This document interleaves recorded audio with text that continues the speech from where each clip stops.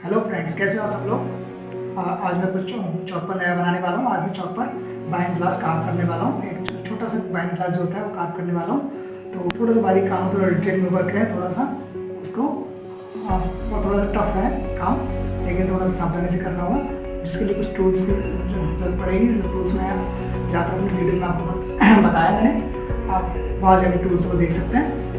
और वीडियो को पूरी तरह से समझने के लिए वीडियो को अंत तक जरूर देखें और चैनल को लाइक करें और शेयर करें और सब्सक्राइब करना ना भूलें। चैनल पर आपको आगे भी वीडियो ऐसी अपडेट होती रहेंगी। तो चलिए दोस्तों, शुरू करते हैं आज कुछ नया।